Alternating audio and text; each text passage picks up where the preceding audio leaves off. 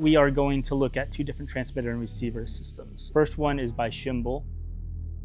Then we got this brand new Hollyland Pyro H. And just so you know, for reference, we've got the Hollyland Pyro H running to my Shinobi Atmos. We got the Shimbal transmitter and receiver hooked up to the Shimbal monitor.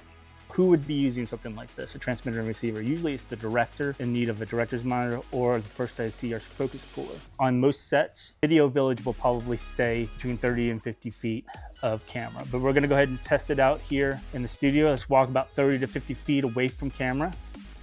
No problem for these guys at all. As you can tell, we're about 30 to 50 feet away from camera. Okay, now let's do the next test, which is going through a wall, which is very common. Sometimes the director or Video Village will be placed behind a wall to give the actors space. So let's go ahead and go in the bathroom here.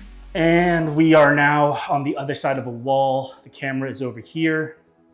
And as you can see, no problem for these guys. No issues, no glitching, no loss of picture quality. These are doing great.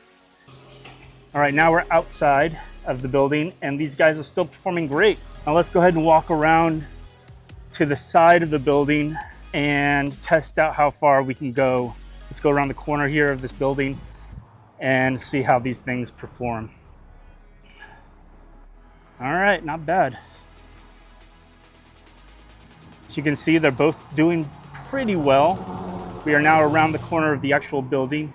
Okay, there's a Shimbal starting to stutter a little bit, but overall it's not that bad. Yeah, the Shimbal's starting to cut out a little bit, but the Pyro H seems to be keeping up pretty well. Let's keep on going down the road here.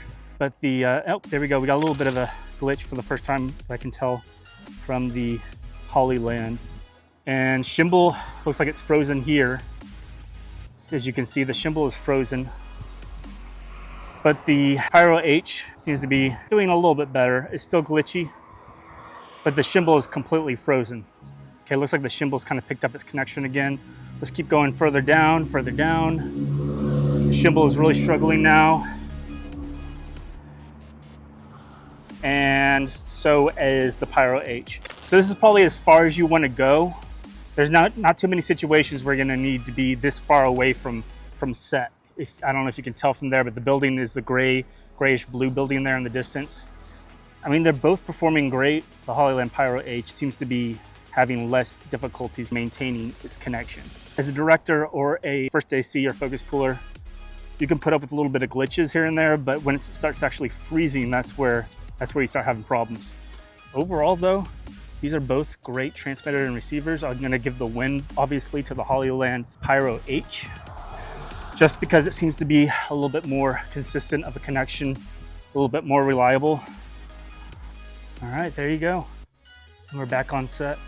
The takeaway I get from that test, both of these transmitter and receivers are gonna get the job done. I have to give the win to the Hollyland Pyro H just because it seems to glitch out less. But yeah, I mean, like, if you're looking to invest in wireless transmitter and receiver system, I would definitely recommend both of these. However, if you need 4K, get the Hollyland Pyro H because it is a 4K transmitter and receiver, whereas the Shimbal is only 1080p.